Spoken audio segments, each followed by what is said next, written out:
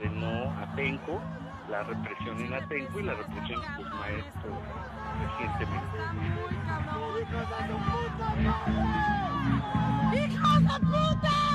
¡Hijos de puta! Y regresamos en este momento con imágenes en vivo con mi compañero Efraín Argüelles al Zócalo capitalino. Ha entrado ya la Policía Federal al Zócalo y se está despejando gran parte de la plancha. Adelante, Efraín. Ha ingresado el cuerpo de granaderos de la Secretaría de Seguridad Pública, pero también ya le dieron la autorización de ingresar a la Policía Federal. Y es precisamente los uniformados de la Policía Federal con cascos y escudos han replegado por lo menos el 80% de las personas que se encontraban en la plancha del Zócalo capitalino, gran parte de ellos encapuchados en contra de los elementos de la Secretaría de Seguridad Pública. Y si escuchan de fondo, aquí continúan las detonaciones y es parte del enfrentamiento que se está registrando en la zona centro de la capital.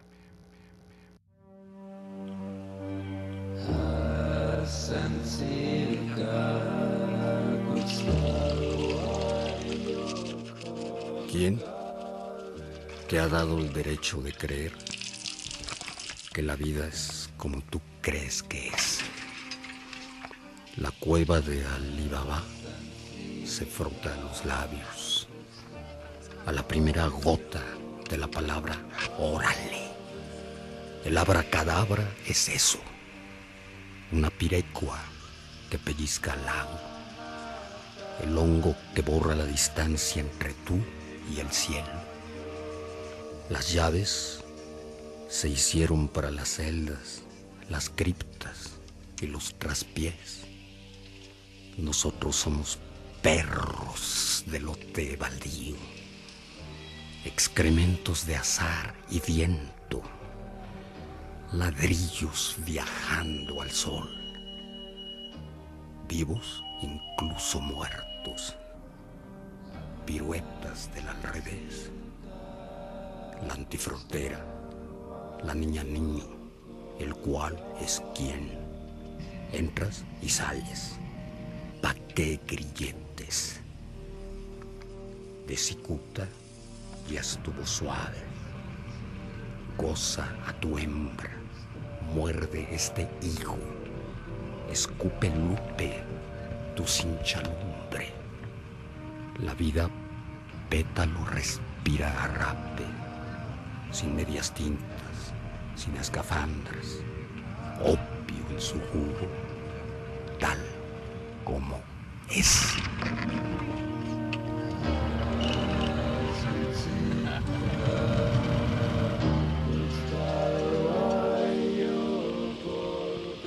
Otra vez, México se ha caracterizado como trampolín. No me gusta mucho a mí la música banda porque me da la impresión, o si no es que me voy a equivocar, va con el género de narco corridos. ¿Pero hay algún candidato medio decente por ahí o uno vota por el menos no, peor? Yo no sé. Eso no, sí. Allá, Pero no de vez en sé, cuando Plutón, no sé, Saturno, aquí. Pero, ¿cuáles son los partidos como hegemónicos de acá? ¿Cuáles son los partidos tradicionales de toda la vida? El PRI y el PAN. El PRI es un partido tradicional desde 175 años, o 75 años, por ahí así más o menos. Y Acción Nacional, pues siempre le vino dando la batalla hasta el siglo XXI, pues fue que ya, pues no sé, dijeron, a ver, vamos a probar. Entonces el primer presidente de la oposición, porque era la oposición del PAN, fue Vicente Fox. De Vicente Fox, después en la reelección, o llamemos en las siguientes votaciones, fue Felipe Calderón, por, ¿qué son 6 años? 4 años, perdón, son 4 o 6 años.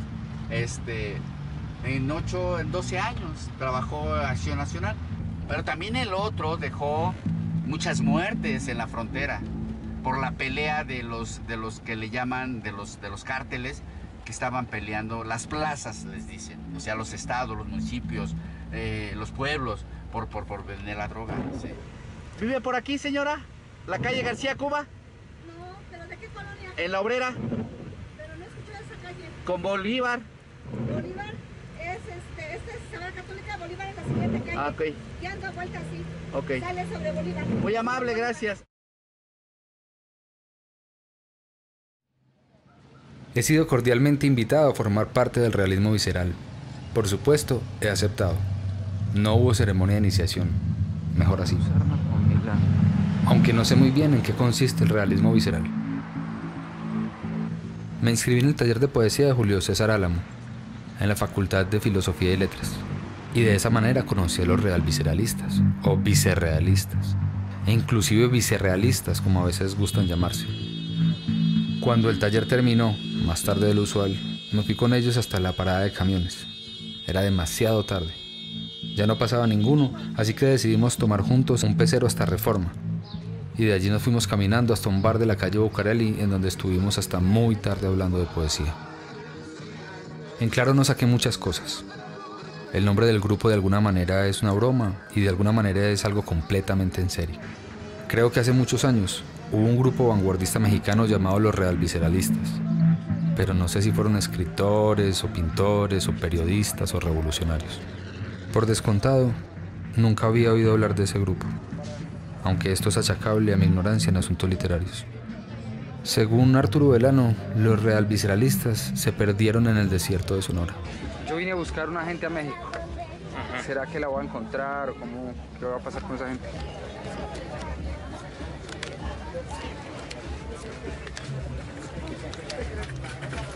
Unos ya se fueron de este mundo.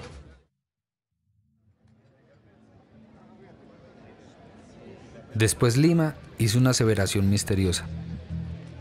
Según él, los actuales realvisceralistas caminaban hacia atrás. ¿Cómo hacia atrás?, pregunté. De espaldas, mirando un punto pero alejándose de él, en línea recta hacia lo desconocido.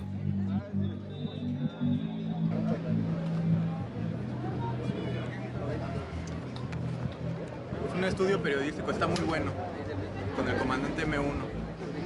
Aunque está un poco fuerte en ciertas cosas que dice.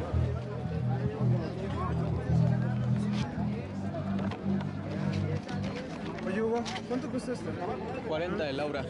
¿Cuánto? 40 el de Aura. Este dame 50 por él. Ya voy a cobrar mis honorarios. Sí. Hágalo. No busques un abogado. ¿Verdad?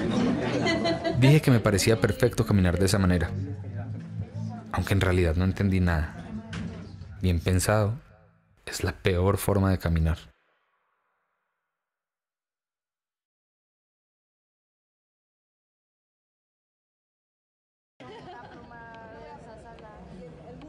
Luego salimos todos a cenar a un café chino. Y estuvimos hasta las 3 de la mañana caminando y hablando de literatura. Les pregunté dónde podía comprar los libros que llevaban la otra noche. La respuesta no me sorprendió. Los robaban de la librería francesa en la zona rosa y de la librería Baudelaire en la calle General Martínez, cerca de la calle Horacio, en la Polanco. Ah, chévere conocerlo. Es un tipazo también. Chévere conocerlo. O sea, es un tipazo. Sí, también hay como ese rollo de, hay unos tipos que están haciendo como ese rollo de roba de libros y... No me acuerdo, esos no sé quiénes son artistillas. Coincidimos plenamente en que hay que cambiar la poesía mexicana. Nuestra situación, según me pareció entender, es insostenible entre el imperio de Octavio Paz y el imperio de Pablo Neruda. Es decir, entre la espada y la pared. Pero cuando empezaba a amanecer, me dijeron que si quería pertenecer a la pandilla. No dijeron grupo o movimiento, dijeron pandilla. Y eso me gustó. Por supuesto, dije que sí. Fue muy sencillo. Uno de ellos, Belano, me estrechó la mano. Dijo que ya era uno de los suyos y después cantamos una canción ranchera. Belano y Lima me miraron y dijeron que sin duda yo ya era un realvisceralista y que juntos íbamos a cambiar la poesía latinoamericana. Eso fue todo.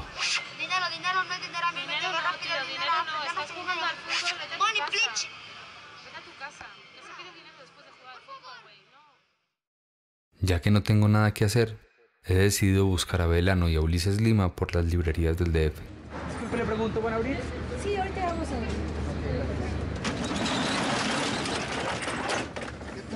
Buenas tardes. Hola. ¿Cómo estás? Bien, pasen. Gracias, permiso. No menciona, ¿es pequeño, mediano, grande? Son más mediano. Aquí no lo ves, ¿no, verdad? Es de aquí a acá lo de poesía. Y acá está la sección, pero... ¿El título dices cómo es? El corno emplumado. El corno emplumado. No, estas son las antologías, pero no está el corno emplumado. Voy a poner atención. No, de Roberto no tengo nada. Nada. Ya hasta me cae gordo. Ya nos molestan mucho con él. Entonces barren con todo los beats, ¿Y dónde es que me dice que queda esto de Alicia? Aquí cerquita. He descubierto la librería de Viejo, Plinio el Joven, en Venustiano Carranza. La librería Lizardi, en Donceles. La librería de Viejo, Rebeca Nodier, en Mesones con Pino Suárez. La mafia de los libreros mexicanos no desmerecen nada a la mafia de los literatos mexicanos. Porque ya conozco gente que le puso Kerouac a sus hijos, ¿no? Ya en especial lo de los inflas y lo de los beats, se vende muy rápido. Nos llega poco y se vende rápido.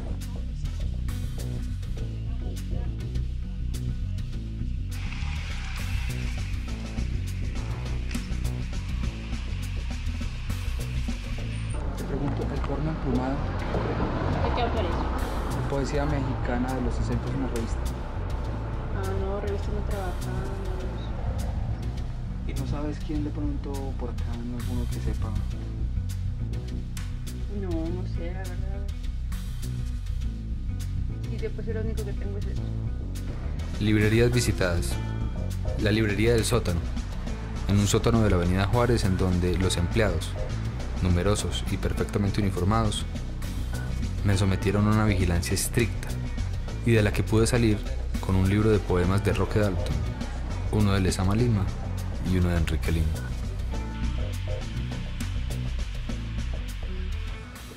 ¿El autor? La publicaban Sergio Mondragón y Margaret Randall, pero era como de poetas latinoamericanos. Tengo otras revistas de poesía, pero no tengo la que me pides. Roberto Bolaño. Pues si quieres puedes checar, todo está por apellido de autor. La librería mexicana, atendida por 3 samuráis, en la calle Aranda, cerca de la plaza de San Juan, en donde robé un libro de Otón, uno de Amado Nervo, magnífico, y uno muy delgadito de Efraín Huerta. ¿Y era como antología? Era como de poetas latinoamericanos, lo manejaba Sergio Mondragón. La librería Pacífico, en Bolívar con 16 de septiembre, en donde robé una antología de poemas norteamericanos traducida por Alberto Girri y un libro de Ernesto Cardenal. Lo que sea de antología es esto.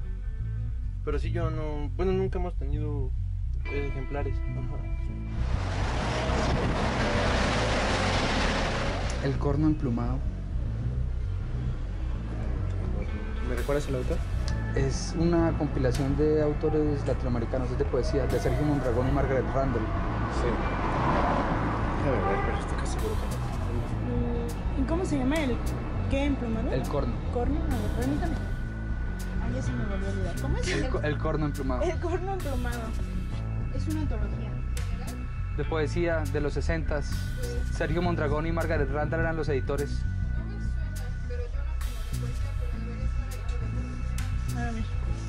Por la tarde, después de leer, escribir y coger un poco, la librería de Viejo Horacio, en Correo Mayor, atendida por 2 gemelas, de donde salí con una novela de Gamboa y con una antología de poemas de Kenneth Fearing, traducida y prologada por un tal Dr. Julio Antonio Vila, en donde habla de forma más bien imprecisa y llena de interrogantes acerca de un viaje que el poeta Fearing hizo a México en la década del 50.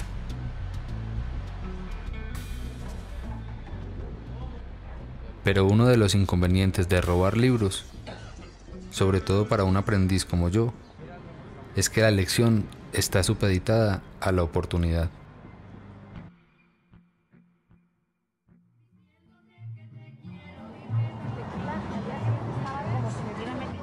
Volví al bar de la calle Bucareli y los realvisceralistas no han aparecido. Mientras los esperaba, me dediqué a leer y a escribir. Los habituales del bar, un grupo de borrachos silenciosos y más bien patibularios, no me quitaron la vista de encima. Más tarde llegaron otros poetas, algunos realvisceralistas, otros no, y la varaunda se hizo imposible. Por un momento pensé que Belano y Lima se habían olvidado de mí, ocupados en platicar con cuanto personaje estrafalario se acercara a nuestra mesa.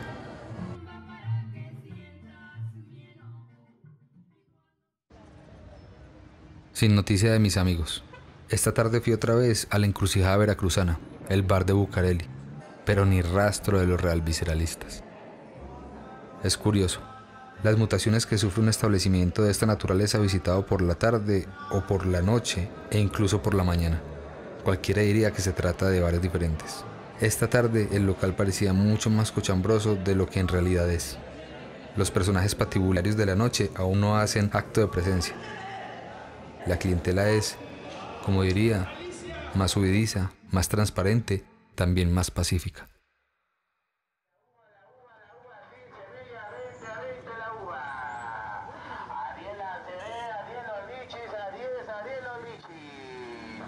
Por un instante pensé que había bebido demasiado, que llevaba muchas horas sin comer y que el alcohol y el hambre me estaban desconectando de la realidad.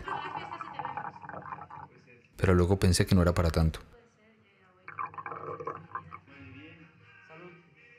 Precisamente una de las premisas para escribir poesía preconizadas por el realismo visceral, si mal no recuerdo, era la desconexión transitoria con cierto tipo de realidad, aunque la verdad es que no pondría la mano en el fuego.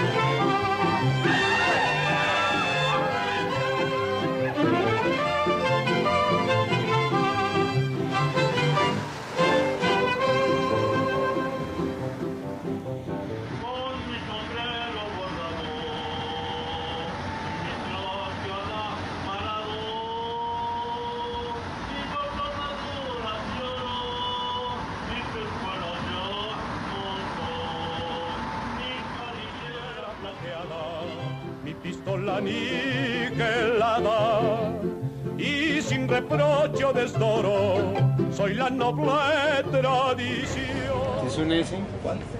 El corno emplumado. Librería Orozco, en Reforma, entre Oxford y Praga. 9 novísimos poetas gachupines.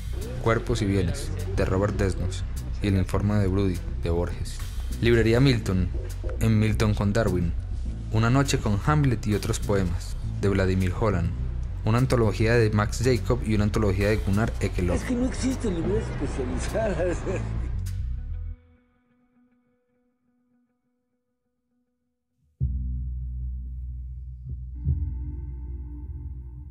Hay noches, te lo juro, que tengo unas pesadillas horribles, para ponerle los pelos de punta al más bragado. Se rió un poco mirando el césped como si recordara sus pesadillas. A veces sueño que estoy en una ciudad que es México, pero que al mismo tiempo no es México. Quiero decir, es una ciudad desconocida, pero yo la conozco de otros sueños.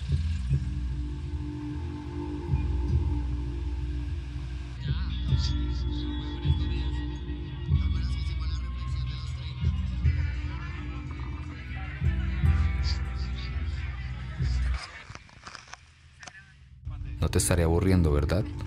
Estás en el primer plano, Pablo. El primer plano. Como te decía, es una ciudad vagamente desconocida y vagamente conocida. Y yo doy vueltas por unas calles interminables, tratando de encontrar un hotel o una pensión en donde me quieran alojar. Pero no encuentro nada. Y lo peor de todo es que está atardeciendo. Y yo sé que cuando caiga la noche mi vida no va a valer nada, ¿verdad? Lo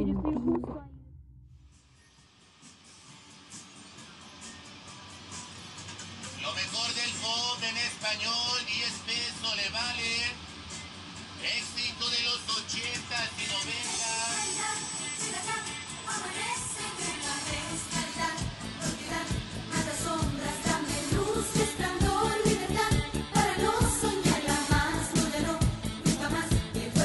No, no lo tengo. Librería El Mundo, en Río Nazas. una selección de poemas de Byron, Shelley y Keats, Rojo y Negro, de Stendhal, que ya he leído, y los aforismos de Lichtenberg, traducidos por Alfonso Reyes. Yo nunca he ido, pero me dice la gente que si allá hay buenos títulos y nadie va para allá. Qué bello. Listo. ¿Y el otro dices dónde? ¿El qué, perdón? Corno emplumado. ¿Quién es el autor? Los editores son un mexicano, Sergio Mondragón, pero es una compilación de poesía. Sí, te digo, igual que los Beat o que estos otros que Burroughs, que Bukowski, pasa lo mismo, ¿no? Con Kerouac, Ginsberg, los infrarrealistas o los Beat, como que se mitifican. Y al mitificarse No, es imposible. es muy difícil, ¿no? Como nos llega pronto, luego tarda en llegar. Todas con un consejo, me saco una moraleja, la cigarra y la hormiga, el lobo y la cabra, el enfermo y su doctor, la gallina de los huevos de oro.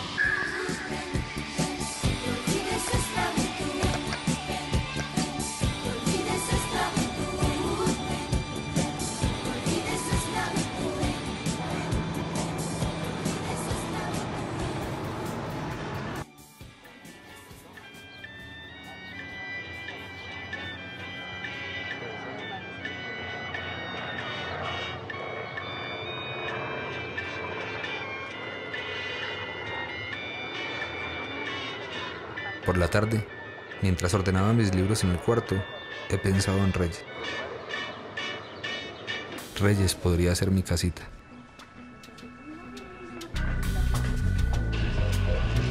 Donde yo los quiero llevar, porque yo estoy seguro que ahí donde vamos puede ser ejemplares de fuera. Es que hay bueno, Carlos Monsiváis, el gobierno compró la biblioteca de Carlos Monsiváis. Tú también deberías de venir a meterte ahí, porque seguramente la biblioteca está aquí, sí. ¿Podrías buscarlo en tu acervo? No, porque no está todavía en el catálogo. O sea, apenas le están separando, organizando, etc. ¿Podemos pasar a dar una vuelta? Claro que sí. Pero ¿sabes si de pronto se revista bien en ese acervo? No sé, digo, es que yo no estoy trabajando esa área, está en otro departamento. Entonces, la hora son las 17 horas. 17 horas. Así está bien. Es del 68 al 97. Pues seguramente va a ser un equipo es interesante. Y bueno, pues esto es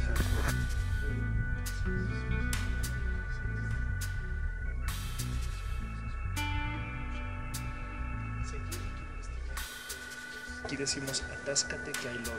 Leyéndolo solo a él, o a quienes él quería, uno podría ser inmensamente feliz. Pero eso es demasiado fácil.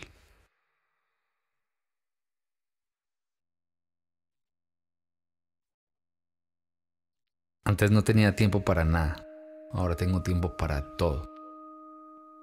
Vivía montado en camiones y metros, obligado a recorrer la ciudad de norte a sur por lo menos 2 veces al día. Ahora me desplazo a pie, leo mucho, escribo mucho, hago el amor cada día.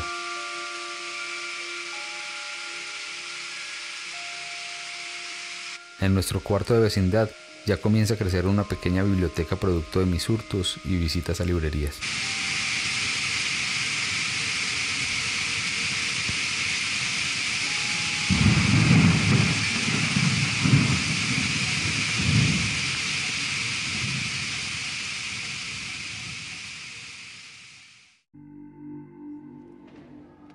A los realvisceralistas nadie les da nada.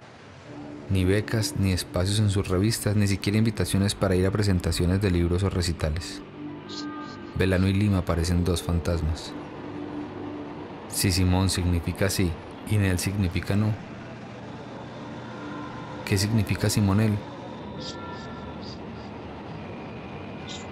Hoy no me siento muy bien. Hoy solo he visto a Barrios y a Jacinto Requena en el Café Quito. Y nuestra conversación ha sido más bien melancólica. Como si estuviéramos en las vísperas de algo irreparable. De todos modos, nos reímos bastante. Y tienen valor de 65 mil pesos. Es por eso que les vengo a pedir una moneda. Que no les afecte, les voy a estar agradecido.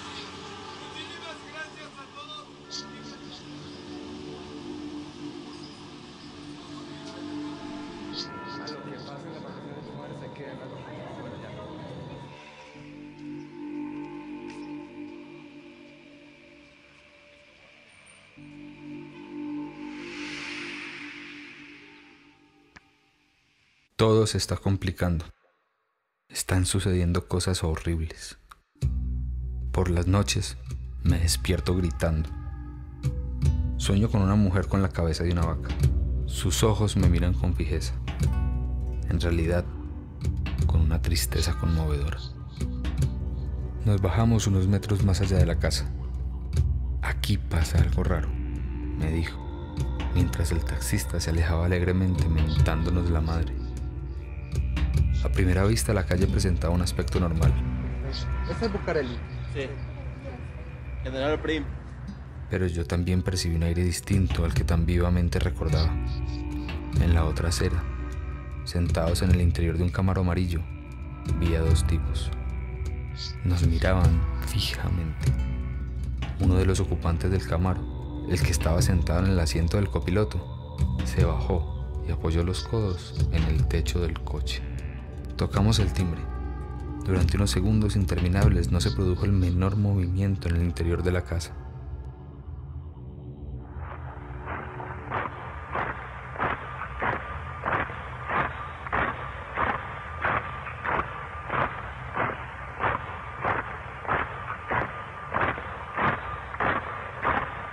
Y una de las primeras cosas que digo para que la gente se ubique en el tiempo, les digo que en esos años todo el continente era un polvorín de rebeliones, de guerrillas, de manifestaciones juveniles. Pero en 1968 hubo un movimiento mundial, en realidad, de casi una especie de pelea entre los jóvenes y los viejos. La violencia y la agresión asaltaron al Instituto Politécnico Nacional y a la Universidad Nacional Autónoma de México. Esta situación fue desatada por la actitud histérica y absurda de un cuerpo policíaco a todas luces antidemocrático. No es la primera vez que el cuerpo de granaderos reprime salvajemente a los estudiantes.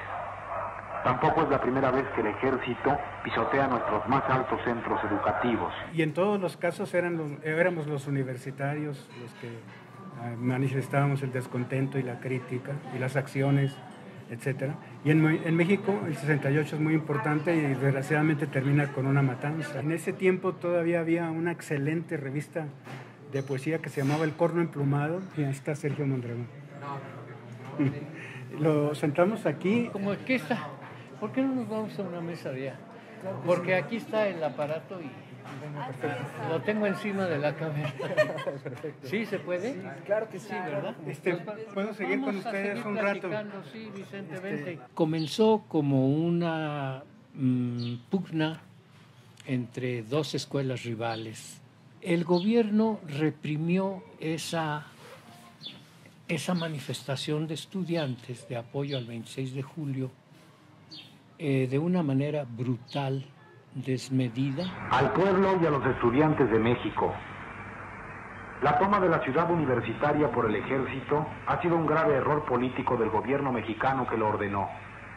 El carácter contraproducente de esta medida se ha revertido de inmediato hacia las propias autoridades, quienes se han mostrado incapaces de comprender el significado histórico de nuestro movimiento, por ello mismo irreprimible.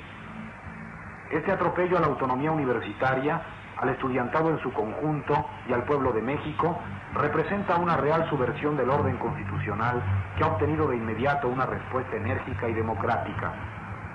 El estudiante ha vuelto a ejercer plenamente su derecho a ganar la calle. Lejos de intimidarse por la ilegal presencia del ejército en sus centros educativos y por la brutal represión de que a raíz de este hecho ha sido víctima, ha redoblado su combatividad a un nivel más elevado de formas de lucha y de conciencia política. Por lo tanto, aún en el caso de que la represión suprimiera al actual Consejo Nacional de Huelga, de las bases mismas surgirá siempre la dirección más adecuada en función de las circunstancias que se presenten, para la obtención de todas las demandas expresadas en nuestro pliego petitorio. Frente a un poder público cada vez más reaccionario y desprestigiado, se levanta una lucha cada vez más popular y decidida. El gobierno quería tener la casa tranquila, porque en 3 meses más se inauguraban las Olimpiadas, lo cual, lejos de calmar los ánimos de estudiantiles, los acrecentó y hubo una manifestación contra esa represión brutal y la respuesta del gobierno fue otra vez una represión desmedida y despiadada. Nuestra manifestación se extenderá hasta la esquina de Insurgentes Félix Cuevas. Sin ánimo de exagerar, podemos decir que se juegan en esta jornada no solo los destinos de la universidad y del Politécnico, sino las causas más importantes, más entrañables para el pueblo de México. Estemos alertas sobre la actuación de posibles provocadores. El movimiento estudiantil se consolidó,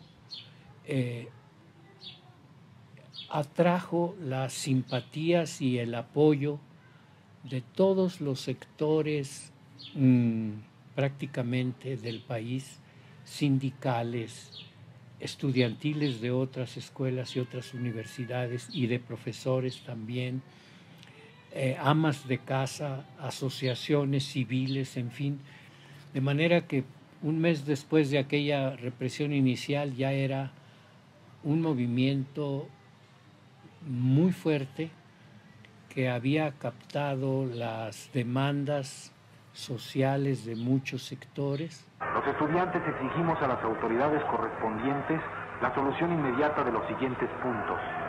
1. Libertad a los presos políticos. 2. Destitución de los generales Luis Cueto Ramírez y Raúl Mendiolea, así como también al teniente coronel Armando Frías. 3. Extinción del cuerpo de granaderos, instrumento directo en la represión y no creación de cuerpos semejantes. 4. Derogación del artículo 145 y 145 bis del Código Penal Federal, delito de disolución social, instrumentos jurídicos de la agresión. 5. Indemnización a las familias de los muertos y a los heridos que fueron víctimas de la agresión desde el 26 de julio en adelante. 6. Deslindamiento de responsabilidades de los actos de represión y vandalismo por parte de las autoridades a través de policía, granaderos y ejército.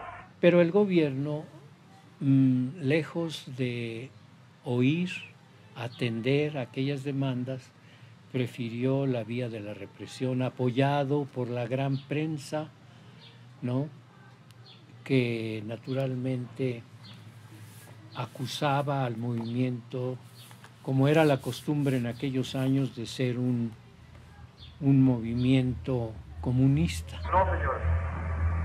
El movimiento estudiantil fue una respuesta clara, consciente a las agresiones de los cuerpos represivos del gobierno. De ninguna otra manera, los estudiantes nos hubiéramos lanzado a la calle a enfrentarnos a él. La manifestación que se hacía pacífica el 2 de octubre en los terrenos de Tlatelolco fue acribillada a tiros por el ejército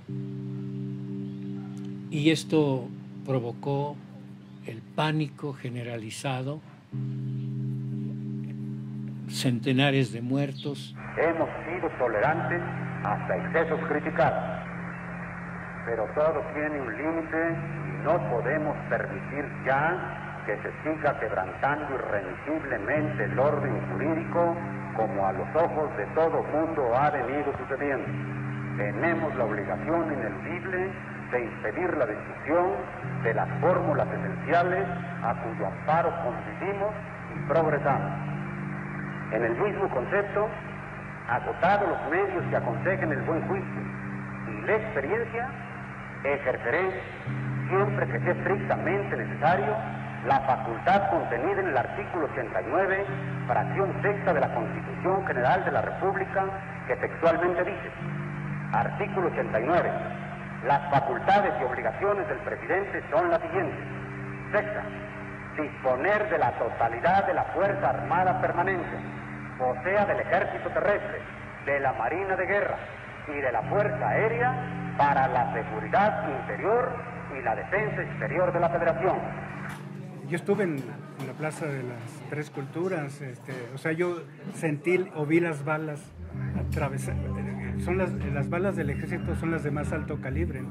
Entonces entraban en la pared de un edificio y era casi como oír un impacto de bomba, ¿no? Una imagen que nunca olvidaré es a un joven que la bala le da en la cabeza y le explota el cerebro, ¿no? Más otras formas de sangre, gritos, dolor, y que yo creo que realmente fue un milagro que yo saliera libre de ahí. Después de la matanza, que eso fue, de Tlatelolco, el gobierno persiguió a todas aquellas personas que de una manera u otra habían participado en el movimiento, maestros y alumnos, intelectuales, escritores, todas las personas que de una manera u otra habían participado fueron reprimidas. Esa represión duró muchos meses de manera muy activa, aunque soterrada, y es una herida que todavía no cierra, porque después de medio siglo todavía hay consecuencias, ¿no?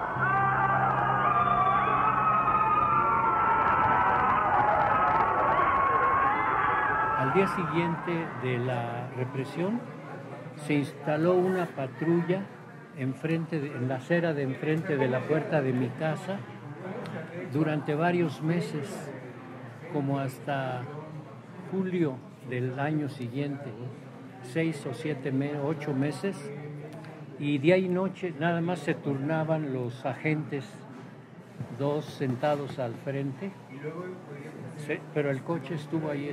Eso fue una, ¿no? O bien letreros amenazadores en el parabrisas del coche donde yo daba clases en la Universidad Iberoamericana,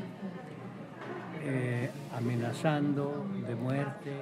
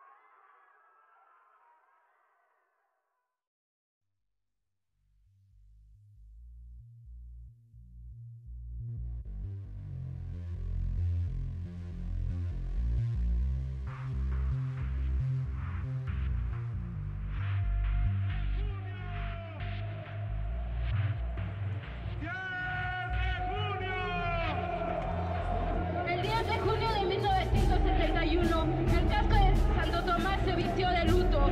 Junio se manchó de sangre, de una gran mancha de sangre. A partir de ahí, una cacería en contra de todos los estudiantes se desató. Porque el calor de la sangre jamás se olvida. Los masacrados serán vengados, políticamente vivos. ¡Has muerto! ¡Has muerto! ¡Has muerto, camarada! ¡Tu muerte! ¡Tu muerte será vengada! Los politécnicos repudiamos enérgicamente la democracia legitimada con sangre, así como repudiamos el asesinato del 10 de junio de 1971. Aún tenemos a los policías de la PBI adentro de nuestras escuelas. Los queremos fuera. Se metieron con la generación equivocada. Si el presente es de lucha, el futuro es nuestro. Por los caídos, ni un minuto de silencio, una vida entera de lucha.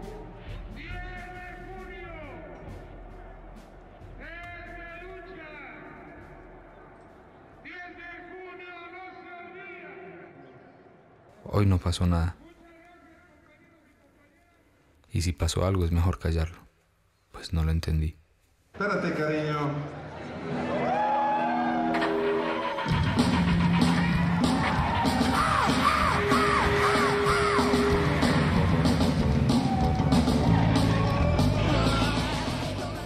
Militancias políticas. Montezuma Rodríguez es trotskista. Jacinto Requena y Arturo Belano fueron trotskistas. María Fon, Angélica Fon y Laura Jáuregui, las compañeras de Belano, pertenecieron a un movimiento feminista radical llamado Mexicanas al Grito de Guerra. Allí se supone que conocieron a Simone Darrieux, amiga de Belano y propagandista de cierto tipo de sadomasoquismo. Ernesto San Epifanio fundó el primer partido comunista homosexual de México y la primera comuna proletaria homosexual mexicana. Ulises Lima y Laura Damián planeaban fundar un grupo anarquista. Queda el borrador de un manifiesto fundacional. Antes, a los 15 años, Ulises Lima intentó ingresar en lo que quedaba del grupo guerrillero de Lucio Cabañas. El padre de Quim Fon, también llamado Quim Fon, nació en Barcelona y murió en la batalla del Ebro. El padre de Rafael Barrios militó en el sindicato ferrocarrilero clandestino. Murió de cirrosis. El padre y la madre de Piel Divina nacieron en Oaxaca y, según dice el mismo Piel Divina, murieron de hambre.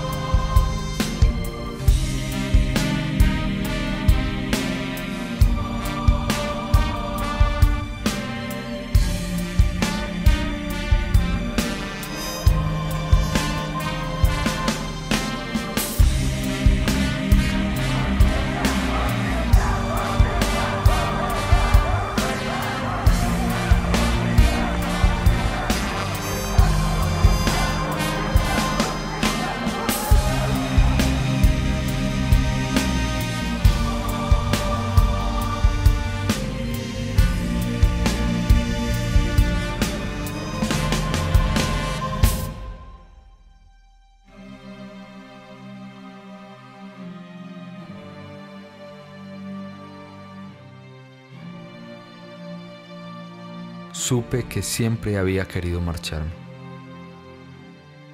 Entré y antes de que pudiera cerrar, Ulises aceleró de golpe. Oí un disparo o algo que parecía un disparo. Nos han disparado, hijos de la chingada. Me volví y a través de la ventana trasera vi una sombra en medio de la calle. En esa sombra, enmarcada por la ventana estrictamente rectangular del Impala, se concentraba toda la tristeza del mundo. Son fuegos artificiales, oí que decía Velano. Mientras nuestro coche daba un salto y dejaba atrás la casa, el Camaro de los Matones, la calle Colima, y en menos de 2 segundos ya estábamos en la avenida Oaxaca y nos perdíamos en dirección al norte del DF. Mi patria es este cacto jugoso que arrancó de la boca misma del desierto, Lophophora williamsi, universo de botones floreando las palmas de mis manos. Salta y danza mi destino, como un perro celebrando la bendición puntual de su alimento.